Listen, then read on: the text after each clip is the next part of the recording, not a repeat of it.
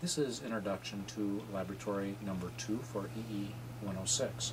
Goals of this laboratory are to help you learn how to use the breadboard in lab, learn how to read data sheets, how to connect simple logic circuits, and how to design and verify the operation of logic circuits.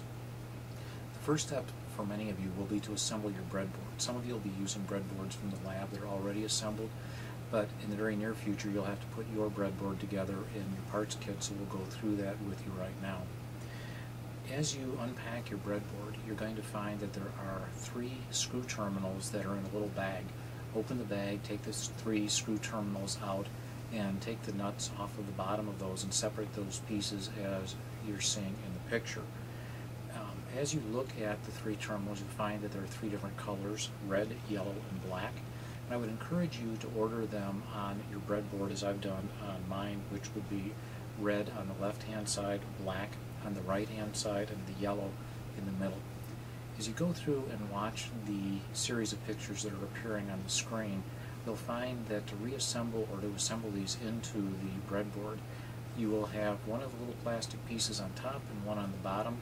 Both of the pieces have square sides that correspond to one of the notches in the breadboard itself. Go through, align those, then tighten the hardware up, and you can have your lab instructor help make sure that you got that done correctly when you get to lab. They'll check breadboards over to make sure everything is put together as it should be. As you go through and look at your breadboard, please go back and review the breadboard handout that's available on D2L. Again, I'll give you more information about your breadboard, the correct use of the breadboard, and things to worry about as you're using your breadboard. Probably the most important thing to remember with your breadboard is to use the correct wire diameter.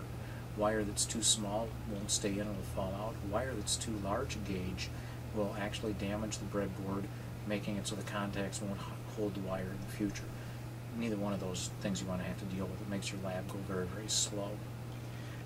If you would next, please review the data sheets for the different devices you're going to be using in this lab. For purposes of this example, I'm using the 74LS00 device, so I printed out the data sheet for that device. The first thing I'm going to do is connect the power to that device, and if again you watch the series of pictures showing up on the screen, you'll see that I have connected pin 14, which is labeled as the VCC pin or +5 pin, to one of the vertical data buses, one that's marked with red on your breadboard. And I've connected the ground pin, or pin 7, on the device to another one of the vertical lines, power distribution lines that is, that has the blue designator by it. And again, take a look at the pictures that you're seeing, and you'll see that as I did this, I used red for the +5, and I used black for the ground connection. Those connections are then taken up to the screw terminals on top, again maintaining color consistency with ground being black and +5 being red. Referring back to the data sheet, I discovered that this 7400 device has 4 NAND gates in it. I've decided to use the first device in the package, which would be inputs on pins 1 and 2 and output on pin 3. To make it so that I can easily adjust what the input values are, I've used 2 white wires on pins 1 and 2, and I made the white wires long enough so that they can go back and forth from either the ground or the +5, which is what we'll use to change the inputs right now. We'll simply do what's referred to as hardwiring the inputs to either ground or +5. The output from the data sheet is seen to be on pin number 3. Pin 3 can be tested directly with a device called the logic probe, which you're now seeing a picture of. The logic probe, much like the digital device itself, has to be powered.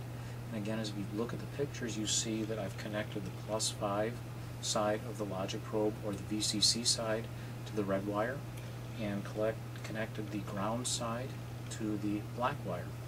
Again, there are little clips on the logic probe that can easily be used to attach to the wires on your breadboard. The determination of whether it's high or low is actually done on the logic probe with a green and a red LED. Green is the low, red is the high, and if neither one is on, it means it's not a valid logic state, which is not something you should find regularly. If you take a look at the logic probe, you also have 2 switches on it. One reads TTL and CMOS. For this lab, you should have the probe set up for the TTL side, and the other switch says memory or pulse. And in this case, you're going to want to put the switch in the pulse position. And we'll talk a little bit about that in class later on. Again, the logic probe is an easy way to determine what the output is, either high or low. And you can touch the end of the logic probe to pin 3 to determine what the current output is for the device. Some people prefer, rather than touching directly to the output pin, which can cause you to short to other pins, to put a small piece of wire in, as you're seeing now, and the logic probe can simply be touched to that piece of wire to determine the output. A variety of other ways that you can connect circuits and determine outputs and so forth, but this is just a really simple example of how you can look at the output of a 7400. In your lab, you're asked to look at 7400, 7408, and actually connect multiples of the devices together. And you shouldn't have any real problem as long as you print the data sheets out and work systematically through it. Because again, 7400, 7408, 7432s all have multiple devices inside of one device outline. With that, as long as you track which device you're using in the package, you'll be fine. But again, you have multiple pins to look at and to keep track of, and that for some people initially is confusing, but again, we'll go through examples in class, examples in lab, you should be just fine. A final note, as you're connecting your devices up, please make sure you orient the devices correctly. And by that, what I mean is these devices have an up and they have a down in the sense that pin 14 and pin 7 are not interchangeable. If you look at the digital devices, you normally will find the packages having a notch at the top of the package, and usually there's an indentation as well off to one side of the notch. If you orient the notch up and see the indentation on one of the pins, the little dot, that is pin 1. The numbers then go from pin 1 down the left-hand side of the device, and as you reach the bottom on the left-hand side, the numbers then go in ascending order from the right-hand side bottom up to the right-hand side top. So, for example, on a 7400, pin 1 is the upper left-hand corner, pin 7 is the lower left-hand corner, pin 8 lower right-hand corner, and pin 14 upper right-hand corner. Again, you'll have a lot of practice with this over the next couple weeks, so don't panic, just relax, and please ask questions as you have them. Thank you very much, and good luck.